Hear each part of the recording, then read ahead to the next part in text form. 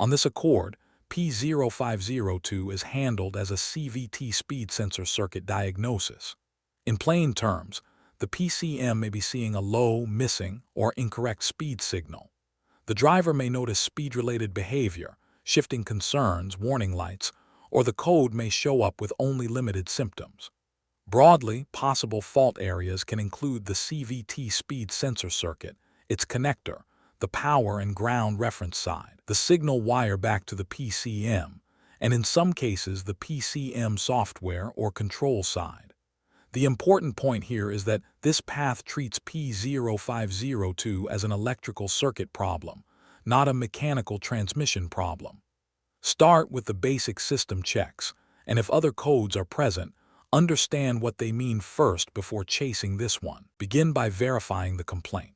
Turn the vehicle to on, clear the code with the HDS, then raise the vehicle on a lift. Make sure it is securely supported and that all four wheels can rotate freely. Start the engine, turn VSA off with the VSA OFF button, and run the vehicle in D position or D mode. Bring engine speed to 1,000 RPM or higher, release the accelerator without pressing it again, and hold that condition for at least 4 seconds. Then slow down, stop the wheels, and check the HDS for pending or confirmed P0502. If vehicle speed is going above 31 mph 50 km/h, use VSA maintenance mode. If P0502 comes back, the failure is duplicated and the circuit checks begin. If it does not come back, treat it as intermittent for now, and try to reproduce the captured conditions instead of forcing a repair decision. With the fault duplicated, turn the vehicle OFF, disconnect the CVT speed sensor 3P connector, then turn the vehicle back on. Measure between terminal No. 3, the TAN wire, and body ground. This is the VCC2 check. You are looking for about 5V. If about 5V is present, the VCC2 feed is considered okay and you move ahead to the SG2 check. If about 5V is not present, stay on the VCC2 line and check it for an open. For the VCC2 open check, turn the vehicle OFF, jump the SCS line with the HDS, and disconnect PCM connector C, the 51P connector. Check continuity between the CVT speed sensor 3P connector terminal No. 3, TAN wire, and PCM connector C terminal No. 30, also TAN. If there is no continuity, repair the open in the VCC2 wire between the CVT speed sensor and the PCM. If continuity is present, the VCC2 wire is okay. That branch points toward checking PCM software status or substituting a known good PCM and then rechecking. Do not guess at the final PCM decision on that branch.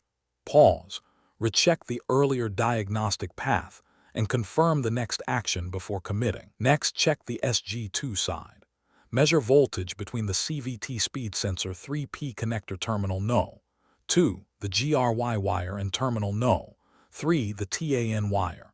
The vehicle is in on mode and the CVT speed sensor connector remains disconnected. You are again looking for about 5V. If about 5V is present, SG2 is considered okay and the signal wire checks are next. If about 5V is not present, repair the open in the SG2 wire between the CVT speed sensor and the PCM. Now move to the VELDD signal circuit.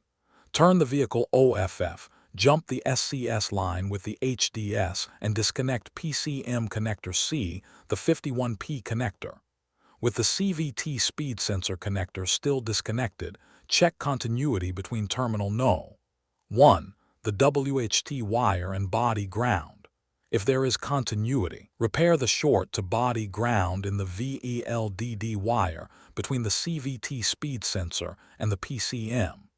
If there is no continuity, the signal wire is not shorted to ground, so continue with the open circuit check. For the final circuit check, test continuity between the CVT speed sensor 3P connector terminal No. 1, WHT wire, and PCM connector C terminal No. 32, also WHT.